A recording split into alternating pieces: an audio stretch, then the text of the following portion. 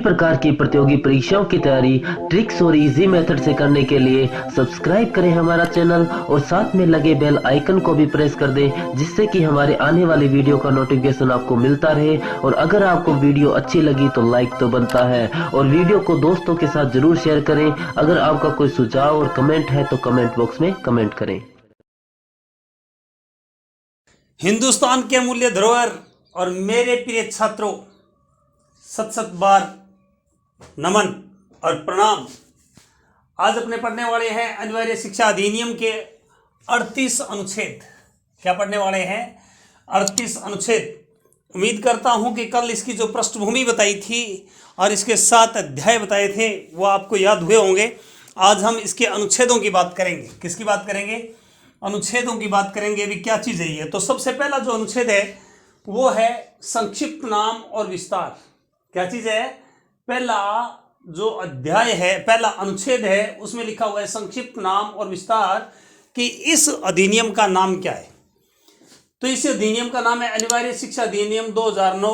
और विस्तार की बात करो तो जम्मू और कश्मीर को छोड़ के बाकी पूरे हिंदुस्तान के अंदर 1 अप्रैल 2010 को लागू हो गया था। 1 अप्रैल 2010 को लागू हो गया था। तो बात रहेगी, तो अब अपने इसको याद कैसे करें? संक्षिप्त नाम और विस्तार। प्रत्येक व्यक्ति का एक ही नाम होता है कि नहीं? प्रत्येक व्यक्ति का एक ही नाम होता है। आपका भी एक ही नाम होगा। मेरे तो कई सारे नाम है। मैं जब छोटा था तो मेरे पप्पू कहते थे। जन्म का नाम सूरजमल था। अब आप नाम जान ही रहे हो कि मेरा नाम क्या है, बताने की आवश्यकता नहीं है। वैसे ही आपके बहुत सारे नाम होंगे, लेकिन हम यदि आपने बात करें तो डॉक्यूमेंट्स में एक ही नाम होता है। तो संक्षिप्त नाम एक, हमारा एक ही नाम है। दूसरे के अंदर परिभाषा दी गई है। क्या दी गई है? परिभाषा दी गई है। परिभाषा का मतलब जो शिक्षा अधिनियम है उसकी विषय वस्तु के बारे में बताया गया है। कैसे यह लागू होगा, किस प्रकार नहीं होगा, किसके क्या दायित्व है, ये सारी बातें ये इसमें दी गई है। तो इसका जो नाम है वो है परिभाषा। तो कैसे याद करोगे? पहले आपको जानकारी के लिए बता दूं, 2 को बोलना क्या है? भैया दूज। 2 को क्या बोलोगे? भैया दूज बोलोगे। भैया दूज पूरे हिंदुस्तान में मनाई जाती है। तो कैसे याद रखोगे? भैया दूज के दिन बहन की भाषा बदल जाती है, मीठी मीठी बोलती है, क्योंकि भैया उनसे पैसे लेने होते हैं। क्या लेने होते हैं? पैसे लेने होते हैं। तो बहन की भाषा बड़ी मीठी और सुरीली होती है। कब? भैया दूज के दिन। तो परी भाषा, परी को हटा दें तो क्या बन गया? भाषा। भाषा शानदार होगी। तीसरे के अंदर लिखा हुआ है निःशुल्क शिक्षा अनिवार्य है, कि छात्रों से किसी प्रकार का शुल्क नहीं लिया जाएगा। इसके एवज के अंदर कोई शुल्क नहीं लिया जाएगा और सभी को शिक्षा प्रदान की जाएगी। ये 3। और 3 में सावन तीज। पूरे हिंदुस्तान में एक त्यौहार है सावन तीज का, है ना? उत्तरी भारत के अंदर बड़ा चर्चित त्यौहार है सावन तीज। तो 3 को मैं हमेशा सावन तीज बोलता हूँ। क्या बोलता हूँ? सावन तीज। तो सावन तीज के दिन निःशुल्क शिक्षा दी जाएगी। क्या दी जाएगी? निःशुल्क शिक्षा दी जाएगी। क्या दी जाएगी? निःशुल्क शिक्षा दी जाएगी। 4 नंबर में क्या लिखा हुआ है? 4 नंबर में लिखा हुआ प्रवेश नहीं दिए गए बालकों या जिन्होंने प्रारंभिक शिक्षा पूरी नहीं की है उसके लिए उपबंध है। यदि संयोगवश मान लो, कैसे भी मान लो, यदि किसी छात्र को प्राइमरी स्कूल की शिक्षा नहीं मिली, प्राथमिक शिक्षा, प्रारंभिक शिक्षा उसको नहीं मिली है, तो उसको शिक्षा की पूरा प्रावधान सरकार करेगी। ये इसके अंदर लिखा हुआ है। प्रवेश नहीं दिया गया या बालकों जिन्होंने प्रारंभिक शिक्षा पूरी नहीं की है, वो 4 नंबर में। कैसे याद रखोगे? जिन्होंने प्रारंभिक शिक्षा पूरी नहीं की उनके लिए उपबंध है। प्रारंभिक शिक्षा पूरी नहीं की तो उनका काम क्या होगा? चौका मारेंगे। अरे प्रारंभिक शिक्षा पूरी नहीं की वो टोले मारेंगे, 4 चौका मारेंगे। क्या मारेंगे? चौके मारेंगे। 5 में क्या लिखा हुआ है? अन्य विद्यालयों में स्थानांतरण का अधिकार। कोई भी बालिक है किसी भी समय, जब उसके पापा का ट्रांसफर हो गया और यदि वो विद्यालय छोड़ना चाहता है, दूसरे विद्यालय में एडमिशन लेना चाहता है, तो आपको टीसी देनी होगी। उसको स्थानांतरण का अधिकार है, दूसरे स्कूल में प्रवेश ले सकता है, तो उसको रोका नहीं जा सकता दूसरे विद्यालय में जाने से किसी भी समय, कभी भी, है ना? तो 5 को आज के बाद में बोलना है पंचायत। क्या बोलना है? 5 को पंचायत बोलना है। तो पंचायत जो होती है वो ही विद्यालयों के स्थानांतरण को रोक नहीं सकती।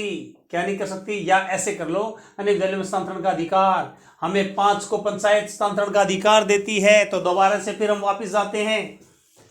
प्रत्येक का नाम, इस एक्ट का नाम, हर आदमी का क्या होता है? एक नाम होता है। दूसरे में परिभाषा।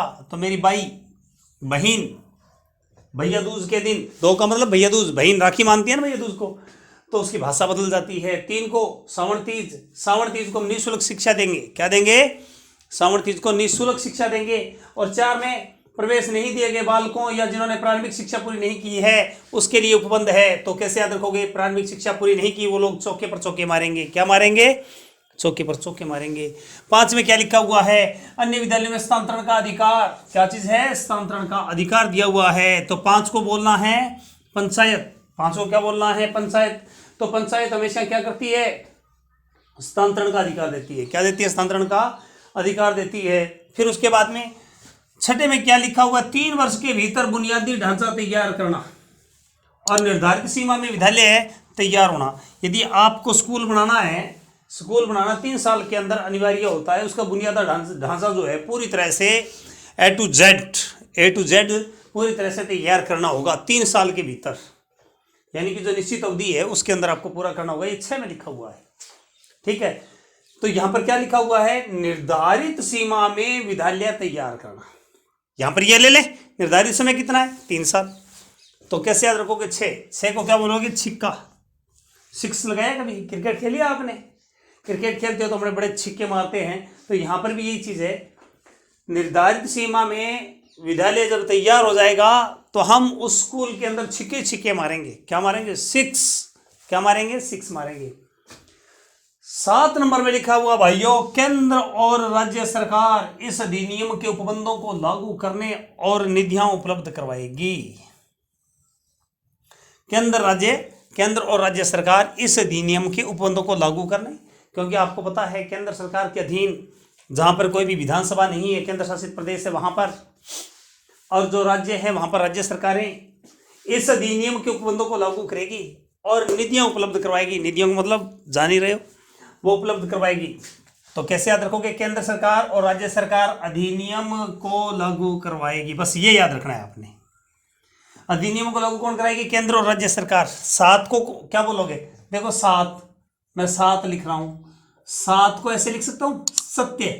देखो सत्य, तो सत्य। 7 को आज के बाद हम सत्य बोलेंगे। क्या बोलेंगे? सत्य। तो सत्य बात है, केंद्र और राज्य सरकार इस अधिनियम को लागू करेगी। क्या करेगी? लागू करेगी। केंद्र और राज्य सरकार। 7 को मतलब सत्य बात है, केंद्र और राज्य सरकार इस अधिनियम को लागू करेगी। फिर है जी 8 नंबर, सरकार के क्या कर्तव्य है? समुचित जो सरकार है, केंद्र है चाहे राज्य है, समुचित सरकार के क्या कर्तव्य है, क्या क्या काम करने हैं, किस प्रकार जो वंचित लोग हैं उनको किस प्रकार शिक्षा से जोड़ना है, ये सारे काम सरकार के रहेंगे। क्या रहेंगे? सरकार के रहेंगे। तो यहां पर 8 नंबर के अंदर ये लिखा हुआ है सरकार के कर्तव्य। 8 को अठे बोलना है। देखो 8, तो मारवाड़ी भाषा में अठे। 8 को अठे का मतलब यहां पर सरकार अपने कर्तव्यों को निभाएगी। अभी सभी राजस्थान के अंदर, मध्य प्रदेश, छत्तीसगढ़ में नई सरकारें बनी है तो अपने कर्तव्यों को निभाएगी। ऐसे दिमाग में रख लो। 8 का मतलब अठे, समुचित सरकार अपने कर्तव्यों को निभाएगी। 9 नंबर में लिखा हुआ है स्थानीय प्राधिकारियों के कर्तव्य। स्थानीय प्राधिकारी के कर्तव्य। आपको पता है बहुत सारे समाज के अंदर वंचित समूह है, बहुत सारे गरीब लोग हैं जो शिक्षा नहीं दे सकते हैं। कौन कौन सी जातियां शिक्षा से वंचित है, कौन कौन से लोग शिक्षा से वंचित है, उनको जान के स्थानीय प्राधिकारी के कर्तव्य है कि वो उस शिक्षा से उनको जोड़े। ये लिखा हुआ है 9 के अंदर। तो स्थानीय प्राधिकारी के कर्तव्य 9, स्थानीय प्राधिकारी को अधिकारी मान लो अपने, है ना। तो स्थानीय अधिकारी अपने कर्तव्य का पालन कर रहे हैं। 9 सर, 9 को क्या बोलना है? 9 सर। स्थानीय अधिकारी अपने ड्यूटी को पूरे कर रहे हैं। 9 सर। 10 के अंदर लिखा हुआ है माता पिता के कर्तव्य। माता पिता का 10 नंबर पर कर्तव्य में क्या लिखा हुआ है कि हर माँ बाप अपने बेटे और बेटी को स्कूल तक लेकर जाएंगे, स्कूल में पढ़ाएंगे। उसके शिक्षक या माता पिता उसको घर पे नहीं रखेंगे, उसका कर्तव्य है उनको पढ़ाना लिखाना। 10 के अंदर लिखा हुआ है। तो यहां पर 10 मुंह किसके थे? रावण के थे। क्या थे? रावण के थे। यहां पर 10। और दूसरी बात, 10 को आप बोल सकते हो हिंदी भाषा का शब्द है दहशत। 10 को क्या बोलोगे? दहशत। तो कैसे याद रखोगे? माता पिता हमेशा बच्चों को लेके दहशत में रहते हैं। माता पिता का कर्तव्य है कि अपने बच्चों को दहशत में न आने दे, डर में न आने दे, दहशत में न आने दे। माता पिता अपने बच्चों का कर्तव्य ये है माता पिता का कि अपने बच्चों को दहशत में न आने दे। दहशत को क्या बोलोगे 10? थोड़ा बहुत याद हुआ? अब दोबारा से फिर देख लो। सबसे पहले एक नाम होना चाहिए। क्या होना चाहिए? एक नाम। दूसरे में परिभाषा। तो दो को क्या बोलोगे? भैया दूज। भैया दूज के दिन बहन की भाषा बदल जाती है, क्योंकि वो रुपए लेती है भैया से, तो मीठा मीठा बोलती है, भैया भैया करती है। 3 नंबर में निःशुल्क अनिवार्य शिक्षा का अधिकार। तो सावन तीज के दिन निःशुल्क अनिवार्य शिक्षा प्राप्त होती है। क्या प्राप्त होती है? निःशुल्क अनिवार्य शिक्षा प्राप्त होती है। 4 में लिखा हुआ है प्रवेश नहीं दिए गए बालकों को जिन्होंने प्रारंभिक शिक्षा पूरी नहीं की है, उनके लिए उपबंध है। तो यहाँ पर प्रारंभिक शिक्षा पूरी नहीं की है उनके लिए है, और प्रारंभिक शिक्षा पूरी नहीं की वो चौके मारेंगे। क्या मारेंगे? चौके मारेंगे। 5 में लिखा हुआ है विद्यालयों में स्थानांतरण का अधिकार। एक व्यक्ति, एक बच्चा एक स्कूल को छोड़ के दूसरे में जा सकता है, किसी कोई भी कारण हो सकता है। ये किस में लिखा हुआ है? 5। तो पंचायत जो होती है वो हमें स्थानांतरण का अधिकार देती है एक स्थान से दूसरे स्थान पर। 6 में लिखा हुआ है 3 साल के अंदर स्कूल बन के तैयार हो जाना चाहिए। 3 साल में। तो क्या लिखा है? स्कूल तैयार हो जाएगा तो हम छिक्के छिक्के मारेंगे। केंद्र और राज्य सरकार का अधिनियम है कि इसको लागू करे। केंद्र और राज्य सरकार इस अधिनियम को लागू करेगी। 7 में लिखा हुआ है, तो 7 का मतलब सत्य, सत्य बात है कि केंद्र राज्य सरकार इस उपबंध को लागू करेगी। 8 का मतलब 8 है, समुचित सरकार के कर्तव्य है। सरकार के क्या कर्तव्य है? समुचित, अकेली सरकार की क्या कर्तव्य है? 8 का मतलब 8 है, 8 सरकार के कर्तव्य पूरे हो रहे हैं। 9 में स्थानीय प्राधिकारियों के कर्तव्य। 9 में लिखा हुआ है क्या अधिकारी अपने कर्तव्यों को पूरा करते हैं? 9। और माता पिता 10 को बोलना है दहशत। तो माता पिता का कर्तव्य है कि बच्चे को दहशत में न आने दे और स्कूल तक लेके जाए। यह आपको 10 बता दिया, मैं अभी साफ करके और दूसरे आगे बता रहा हूं। और लाइक करना नहीं भूले, ठीक। और बाकी वीडियो लगातार आते ही रहेंगे, लगातार आते रहेंगे। अभी संविधान और इंडिया ज्योग्राफी, कई बच्चे कह रहे थे कि सर इंडिया ज्योग्राफी बंद क्यों कर दी, तो आपको साइकोलॉजी की ज़्यादा ज़रूरत थी। साइकोलॉजी बीच बीच में आते ही रहेंगे पार्ट। तो साइकोलॉजी, इंडिया की ज्योग्राफी, और दूसरा सोशोलॉजी और पॉलिटिकल साइंस और इतिहास जो मेरा फेवरेट सब्जेक्ट है, और राजस्थान जीके। भाई राजस्थान जीके, मैं राजस्थान जीके और इंडिया वर्ल्ड जीके पढ़ाता हूँ। वैसे तो सभी सब्जेक्ट पढ़ाता हूँ, मैं बता दूँ जानकारी के लिए। कई बच्चे पूछते रहते हैं सर आप कौन सा सब्जेक्ट पढ़ाते हो, लेकिन तो भाई हम तो बता दें कि जो भी सब्जेक्ट है हर सब्जेक्ट पढ़ा देता हूँ। और वैसे उम्मीद करता हूँ कि आपको समझ में आ ही रहा होगा। और इस एक्ट को तो आसानी से आप समझ ही सकते हो। 2009 का एक्ट जो है हिंदुस्तान को पूर्ण साक्षर करने के लिए इस एक्ट को लागू किया गया था। इसके अंदर 38 धाराएं हैं, जिसमें से हमने 10 धाराएं आपको बता दी, और बाकी धाराएं इसको साफ करके आगे फिर बताता हूँ।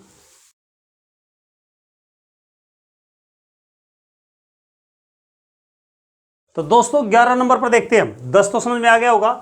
11 नंबर पर देखो क्या लिखा हुआ है। समुचित सरकार का विद्यालय पूर्व शिक्षा के लिए व्यवस्था करना। क्या करना है?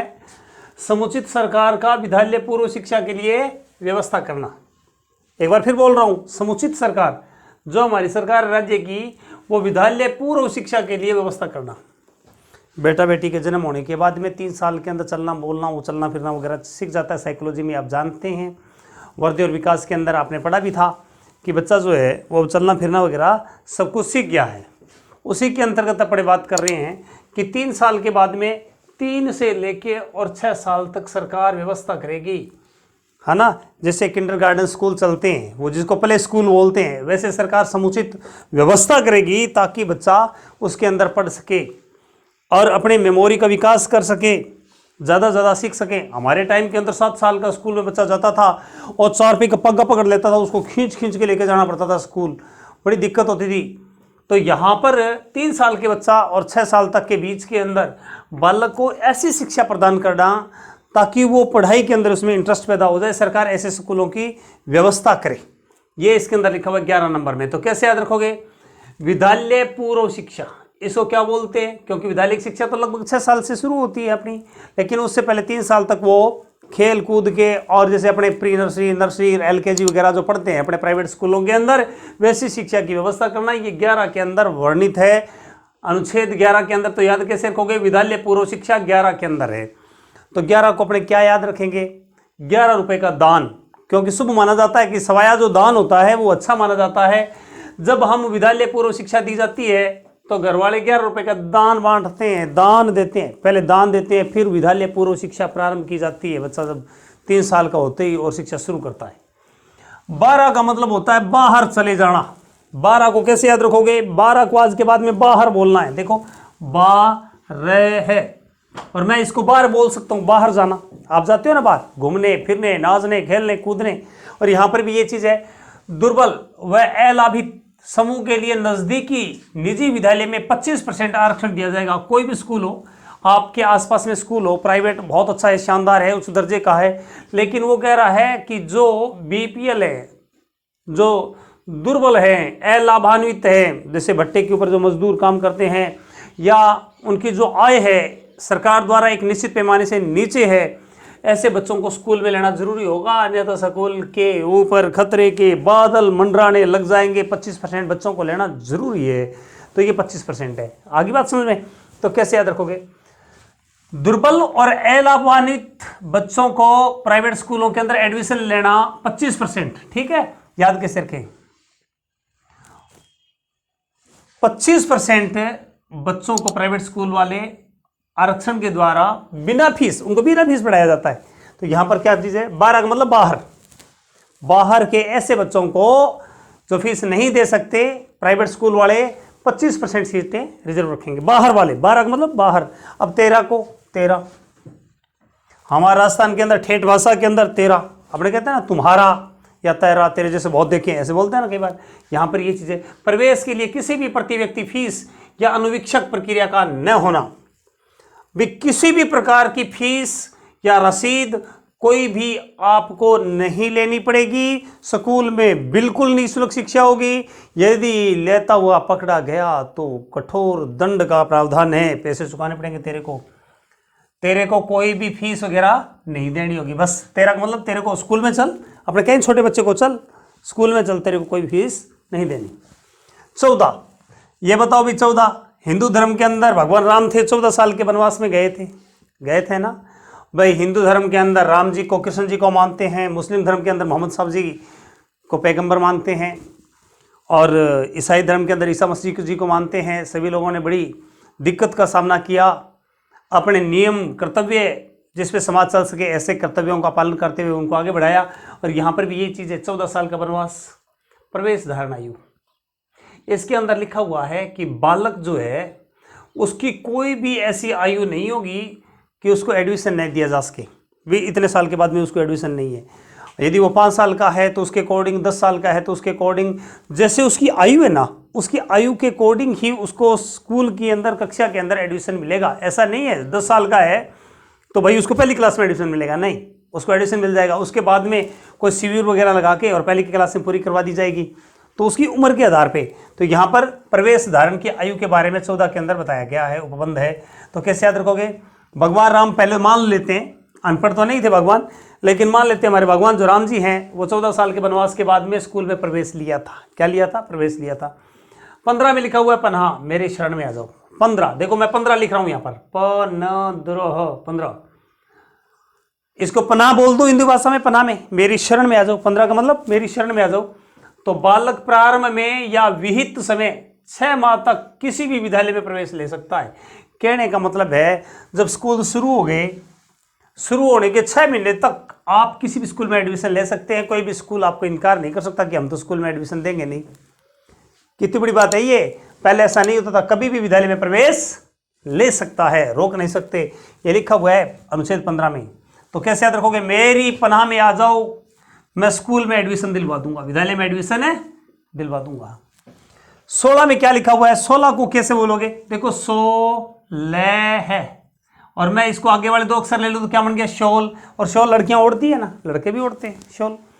तो यहां पर देखो 16 में किसी भी विद्यालय द्वारा बालक को किसी कक्षा में प्रवेश लेने से रोक नहीं सकते और न ही निष्कासित किया जा सकता। बालक को यह कह दे तू उस जाति का, उस धर्म का है, काला है, पीला है, लाल है, सफेद है, कुछ भी है, मान लेते हैं, तो उसको किसी भी विद्यालय में प्रवेश से रोका नहीं जा सकता और न ही निष्कासित, न ही उसको प्राइमरी शिक्षा पूरी होने से पहले निष्कासित किया जा सकता, हटा नहीं सकते किसी कीमत पर। लिखा भाई आर्टिकल है 16 के अंदर। तो कैसे याद रखोगे? स्कूल में से तो आपको निकाल नहीं, शॉल लेके चला जा बेटा। बोला स्कूल से तो आपको कोई निकाल नहीं सकता, नहीं निष्कासित कर सकता। इसीलिए जो पढ़ने के लिए जाओ तो क्या लेके जाओ, सर्दी का टाइम है, शॉल लेके चले जाओ। 17 में लिखा हुआ है बालक के शारीरिक दंड और मानसिक उत्पीड़न का प्रतिरोध। 17 में लिखा हुआ है। अब 17 को अपने ऐसे लिख सकते हैं, सत्र और है, पहले दो अक्षर ले लिए तो सत्र। अपने कहते हैं ना पहला सत्र है, दूसरा सत्र है, ऐसे। तो यहां पर लिखा हुआ 17 में बालक के शारीरिक दंड और मानसिक उत्पीड़न का प्रतिरोध। हम जब छोटे होते थे, पढ़ते थे, तो स्कूल में मास्टर जी बहुत मारा करते थे। कई बार वो सर जब मिलते हैं, मेरे को तो नहीं मारा खैर, लेकिन मैंने खूब देखा है। और आप सोचोगे खुद की बड़ाई खुद ही कर रहा है, लेकिन सच्ची में मेरे में नहीं मारी। तो मैं जब सर को मिलता हूँ, मेरे बड़े आदरणीय सर हैं, तो मैंने कहा सर आपने तो बड़े रेल बनाते थे कि तुम्हें ऐसे ही लगता था, हम तो तुम्हारी भलाई के लिए करते थे। मैंने कहा जी ठीक है, तो सरकार अब बुरा क्यों चा रही है? क्योंकि अब बालक को न तो शारीरिक दंड और मानसिक उत्पीड़न नहीं दिया जाता, शारीरिक और मानसिक रूप से टॉर्चर नहीं किया जा सकता। यदि ऐसा किया जाता है तो आप लोगों को पता है सस्पेंड का भी प्रावधान है। और जो पढ़ रहे हो दोस्तों, आप टीचर बनोगे, आगे जाके इन चीज़ों का ध्यान रखना कि जो बालक पढ़ाओ आप, तो उनको ऐसी चीज़ तैयार कर देना। कौटिल्य कहता है एक बात कि परलय और निर्माण शिक्षक की गोद में पलते हैं। तो आप वही टीचर बनना कि आप हीरे तराश देना। और यहाँ पर बालक के शारीरिक और दंड और मानसिक उत्पीड़न का प्रतिरोध, तो सब तरह से 17 को क्या बोलेंगे, सब तरह से 17 को। और यहाँ पर सत्र ले लो, हम पहले सत्र के अंदर बालक को दंड नहीं देंगे, पहले सत्र में बालक को दंड नहीं देंगे। फिर 18 में मान्यता प्रमाण पत्र लिए बिना किसी भी विद्यालय का स्थापित नहीं किया जाना। कोई भी जो विद्यालय है बिना मान्यता के नहीं खोल सकता। कोई भी विद्यालय है वो मान्यता प्राप्त बिना नहीं खोल सकता। यदि ऐसा पाया गया, यदि ऐसा विद्यालय पाया गया तो आपको पता है क्या दंड है? 1 लाख तक का जुर्माना। किसी भी स्कूल के पास में मान्यता नहीं तो 1 लाख का जुर्माना। और यदि वो लगातार इस गलती को दोहरा रहा है तो 1 दिन का 10,000 का जुर्माना लगेगा। इसके अंदर 18 नंबर के अंदर है ये मान्यता प्रमाण पत्र बिना। या सरकार क्या कर दे, किसी स्कूल की मान्यता रद्द कर दे। ये प्राइवेट स्कूलों में होता है, सरकारी में नहीं। यदि मान्यता रद्द कर दी और उसके बावजूद भी वो चला ही रहा है, कॉन्टैक्ट करके चला रहा है, कुछ और चला रहा है, पंगा करके चला रहा है, उसके लिए है ये। इसलिए इन चीज़ों का विशेष ध्यान रखें यदि भाई बंधु कोई प्राइवेट स्कूल चला रहा है तो 18 के अंदर, 18 को कैसे याद रखें? देखो 18 को मैंने है 18, बीच वाले 2 अक्षर ले लिए, इसको क्या बोलेंगे? ठारने का मतलब ठंडा करना। आप दूध को ठंडा करके पीते हो, चाय को ठंडी करके पीते हो, सब्जी को ठंडी करके खाते हो, ठार के खाते हो ना। तो यहाँ पर क्या चीज़ है? मान्यता प्रमाण पत्र लेना जरूरी है, नहीं तो चला नहीं सकोगे भाई। ठार के ठंडी जब चीज़ हो जाएगी तो हमें मान्यता प्रमाण पत्र मिल जाएगा। फिर मम्मी कहती खा ले बेटा, अब हमें क्या मिल जाएगा? मान्यता का प्रमाण पत्र मिल जाएगा, ठारी हुई चीज़ का, और अब खा ले। 19 के अंदर लिखा हुआ है विद्यालय के मान और मानक। मान और मानक का निर्धारण का मतलब यह है विद्यालय किस प्रकार काम करेगा, विद्यालय के पास में क्या क्या चीज़ें होनी चाहिए, क्या वो समय के ऊपर तैयार हो गया है, क्या उस विद्यालय के पास में सारे के सारे जो डॉक्यूमेंट्स है वो पूरे हैं, नहीं तो उसको रद्द कर दिया जाएगा। उसके मापदंड, जहाँ पर जो स्कूल को खोलना चाहिए उसका वातावरण सही है, ये सारी चीज़ें मान मानक जो सही है उस चीज़ के, तो ये 19 में उन्हें कह देना मान और मानक स्कूल के तैयार कर ले। क्या कर ले? मान और मानक तैयार कर ले, उन्हें कह देना। 19 को मतलब उन्हें।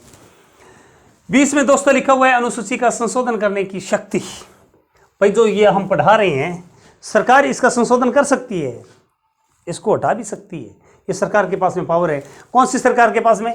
केंद्र सरकार के पास में। किसके पास में? केंद्र सरकार के पास में है पावर कि अधिनियम को खत्म या हटा सकती है, ये संशोधन कर सकती है। कैसे? 20 को बना लो बस। देखो 20, अब इसको मात्रा को हटा दिया तो क्या बन गया? बस। तो अनुसूची को संशोधन करके बस में रख देंगे भाई। क्या कर देंगे? बस में रख देंगे। तो दोस्तों इसके अंदर इतना ही, ये लंबा हो जाएगा तो फिर आप बोर भी हो जाओगे, है ना। तो दोबारा में से एक बार रिकॉल दोबारा करवा देता हूँ। समुचित सरकार का विद्यालय में पूर्व शिक्षा के लिए व्यवस्था करना, फास्ट बता रहा हूँ। तो यहाँ पर विद्यालय पूर्व शिक्षा शुरू होते ही बच्चे के लिए 11 रुपये का प्रसाद, 12 का मतलब बाहर, दुर्बल और एलाबन जब बाहर जाते हैं तो उनको 25% स्कूल में आरक्षण मिलेगा। प्रवेश के लिए किसी भी प्रति व्यक्ति से फीस नहीं ली जाएगी, तो तेरे को फीस नहीं देनी होगी। 14 साल प्रवेश धारण किया, भगवान राम 14 साल के वनवास के बाद प्रवेश को धारण किया था। मेरी पनाह में आ जाना, बालक को प्रारंभ या विहित समय में 6 महीने तक किसी भी स्कूल में एडमिशन ले सकता, मेरी पनाह में आ जाना, स्कूल में एडमिशन दिलवा दूंगा। 16 में किसी भी विद्यालय द्वारा बालक को किसी भी कक्षा में प्रवेश ले सकता है, उसको रोका नहीं जा सकता, नहीं उसको हटाया जा सकता। 16 तो आपको निकाला तो जा नहीं सकता, इसलिए 16 लेके चले जाओ। 17 को बोलते हैं सत्र, शारीरिक और मानसिक दंड नहीं दे सकते पहले सत्र के अंदर। 18 को मान्यता लेनी जरूरी है, 18 का मतलब ठार के मान्यता प्रमाण पत्र मिलते खाएंगे वस्तु को। 19 को मतलब मान मानक, विद्यालय के मान मानक तय कर ले उन्हें कह देना। 20 का मतलब बस संशोधन करके हम बस में बिठा देंगे। तो दोस्तों उम्मीद करता हूं कि ये जो दूसरा भाग है अनिवार्य शिक्षा अधिनियम का दूसरा भाग आपको अच्छा लगा होगा, तो लाइक करना नहीं भूलें। नए जो सब्सक्राइबर हैं जो जुड़े हुए हैं, डिस्क्रिप्शन बॉक्स के अंदर बाकी वीडियो के लिंक आपको मिल जाएंगे। और उसके बाद में दूसरे जो वीडियो ज्योग्राफी देखना चाहते हैं, भारत की ज्योग्राफी, राजस्थान का जीके, कुछ वीडियो तो मेरी डाली हुई है, जैसे सिंधु घाटी सभ्यता भारत के इतिहास के अंदर डाला हुआ है, भारत का भौगोलिक स्वरूप भी डाला हुआ है, देखना अच्छी तरह, राजस्थान का भौगोलिक स्वरूप भी डाला हुआ है। इसके अलावा शायद संविधान के अंदर भी अनुसूचियाँ डाली हुई है उन चीज़ों के अंदर, और मनोविज्ञान के अंदर तो बहुत सारी वीडियो, लगभग 50 के आसपास वीडियो डाली हुई है, लगातार चलती रहेगी। सोशोलॉजी की अभी मैंने एक वीडियो डाली है, और कल उम्मीद है कि दूसरी वीडियो में डाल दूंगा, उम्मीद है दूसरी वीडियो डाल दूंगा। दोस्तों बने रहें, और जिनके ये कोई मान लो आपके सब्जेक्ट के अंदर ये चीज़ नहीं है, फिर भी इसको देखें ज़रूर, क्योंकि ये अधिनियम है, ये सभी के काम आने वाली चीज़ है, सभी के काम आने वाली चीज़ें हैं। तो बाकी आपके भाई बंधु जो मित्र हैं उनको शेयर करना नहीं भूलें, उनको भी शेयर कर देना, ताकि किसी और का भला हो तो भी अच्छी बात है। बाकी भला तो भगवान करता है ना। तो बहुत बहुत धन्यवाद दोस्त, दोबारा एक वीडियो, नई वीडियो लेके अपने फिर कल मिलेंगे। बहुत बहुत धन्यवाद।